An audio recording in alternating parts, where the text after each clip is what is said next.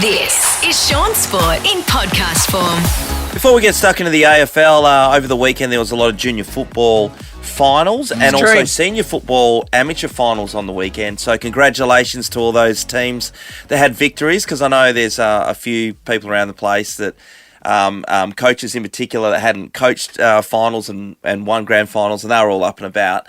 I saw 3 games over the weekend and all of them lost. So I do apologise. Wow. It seemed to be. Were you going for those teams? Yes, I was. Interesting, isn't it? It says everything, doesn't it? I think you can make it 4. Yes.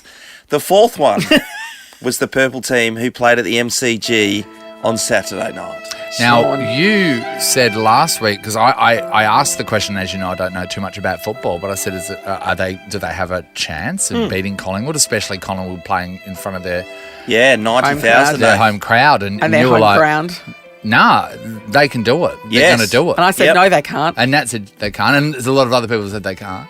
But you said, nah, they're going to do it. And you know what? That's probably what upset them, I would think. I believed you, because you said Why? it with all of your might. I did believe it.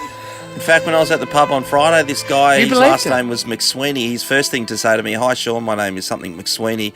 I'm a champion trampolinist, and I used to play for Richmond." That was his conversation starter. Wow, Okay. it sounds It like really he's gets it out introducing there. himself as a contestant on the chase.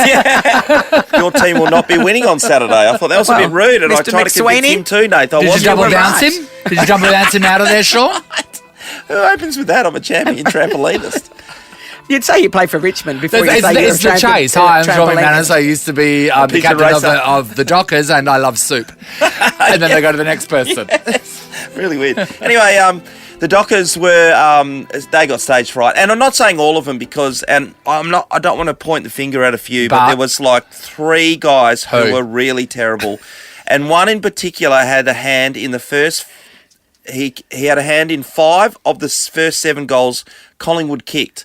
So they only end up kicking 11 or 12 for the match. 11, and I think. all of them up until half time, one guy just about had a hand in every single one of them. And if I was Justin Longmuir at half time, no joke, this is how I was feeling, I would have gone up and kneed this particular player in the leg, so he had to be subbed out. Okay, so give him a cork. Who was he? I'm not saying.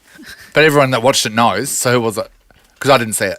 No. I just thought, like, who was it? Everybody who watched the game would know that there was one person in particular, every time he touched the ball, he might as well just handed it to Collingwood. Yeah. Hey, here you go, Yeah. Collingwood, Yeah. Nathan. Yeah. You play for Collingwood, just kick a goal on us. Yeah. It was that bad. I mean, you saying his name's not going to it's not going to jeopardise him. It's not like you're betting on him, Shaun. If you're betting on him, then he'll probably die. But Yeah. so who was it? No, I'm not going to say. But if you watch the game, Well, you'll maybe know. he doesn't know. Maybe he's listening right now. The Dockers are all listening He right wore now, long going, sleeves on the night. going, who was it? That's all I'm He saying. wore long sleeves. So Yeah. okay, so. So it's really difficult. Like that makes any difference to him. The hardest Who wore part long is, sleeves? on reflection, right, everyone's saying how the team was overawed, but it was only a number of players, and if you're only competing, so if you're competing 17 players versus the opposition's 22, then you're going to be... Is it him? No, it's not that one. Is it him? No, it's not that person. Natalie is onto it. Okay. Well, none of us is listening.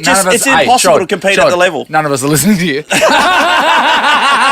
We're all frantically looking for the Dockers that are wearing the long sleeves. And luckily for that guy, it doesn't say who he is in the caption. The one thing looking forward to the Dockers is, they've got a lot of young players and they could be back in the finals, but there could be a lot of changes. Our good friend Griffin Logue's out of contract. He'll have the conversation this week of where his situation's going. Yes. The other one is Rory Lobb will be leaving the Fremantle Dockers. That is guaranteed. Hair's very blonde, isn't it? Very. Yeah, he's gone for the Dolph Lundgren. Yeah, he has. Or the Bridget Nielsen. It's either or, Yes. really, isn't it? Same. Or the Roxette. Actually, I'd say it's more does so look the sharp. Roxette. He does look Must sharp. have been love. And He's got the the other look. one is Blake Acres, who's probably Fremantle's best player up until half-time and certainly was one of their best players in the game and had an amazing season. He looks like he'll be flying the coop as well because he's been low-balled as a contract situation for at Freo at the moment. So, yeah, there's going to be a number of changes. In fact, the Freo Dockers become increasingly young because David Mundy's out of the team. Yes. And the only one, and there's only that's Nat dropped the 5. average age down to about 19. It's him. Yeah, it's him. Yeah, it's him. Yeah, it's That's him. the one. Absolutely. What's his name? Is that him there? I can't remember. I'm not good with names. Is that him? Is that him there, Shaun? Is that his name? I'm not saying that. Yeah. Okay. What's his name now? Well, the player ratings is a bit of an indicator that somebody might agree with Sean's opinion of him. Where do we find that information? That's on page 7 of the game. It's not the front cover. I never get this. I never get this far back. I have to wade through a fair bit of Queen to get there. Oh, God. Anyway, we'll see what happens in Frio's playing list. Yeah, it's amazing that they have had Where is a very successful season, by every measure. Yep. And yet they are going to have such a big turnover. It's going to have a big turnover, It's extraordinary. Yeah. Is that with B? Possible. There's a possibility, Nath. There's a B in his name. Okay. And a so, W? So, BW. Why do I feel bad about saying it? Sean's saying it. Sean said it's Brandon Walker. I did it.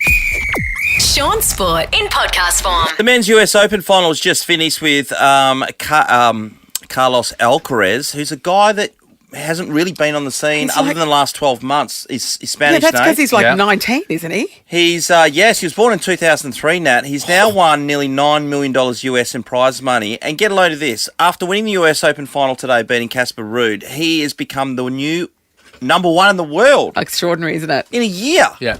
His games must be very exciting because that's the match where a woman was seen knitting. Yeah. So there's a game happening. Michelle Obama's there. That's his semi-final, I think. It's pretty exciting stuff. And then this woman's just knitting. Just knitting. Well, when you've got to get that scarf finished, Nathan. Yeah. And Natalie would have been there rolling Doing her clay. Making a pinch bowl. I mean, you never know when you're going to need an egg cup. Yeah. It's an amazing effort. And he's sponsored by Nike, so they're probably paying an absolute mint these days anyway to play. But I don't know. It feels like you need to do your time and play in many, many finals. And I don't know, we get to know your name over years before you're able to be that best player in the Sean, world. it's the next generation. Instant success. Yeah. Influencers. TikTok. Yeah. Sean, would he have been number one had Nick Kyrgios got the ratings points from Wimbledon? Because remember how they didn't give any points they didn't for give Wimbledon? them. I don't think he would have. It would have been interesting, wouldn't it? Yeah, and it always and that affected Nick Kyrgios. Not that it affected where he got to because he was able to beat the world number one at the time, Daniil Medvedev. But it does affect you. And has affected Australian players going forward because they're not getting better seedings and better draws heading into those Grand Slam tournaments. Anyway, that's a fair effort. Moving on to the Perth Wildcats, played one of their pre-season games yesterday. One of their top recruits bunged his ankle in the last minute. Not sure if you saw it on the news last night. But they seem like they're up and about, scoring 97, which is good. Yep. The one thing about the Wildcats, have been a very defensive team over the journey, and that's been... You can't say anything to them. They take the heart, don't they? So come on, defensive. mate. Just being Settle critical. down. It's being so defensive. Yeah, hopefully they continue. They're going up to Darwin to play the NBL Blitz, so that's always good fun. Darwin's a great place. You been up there? Yes. Yeah. Oh, okay.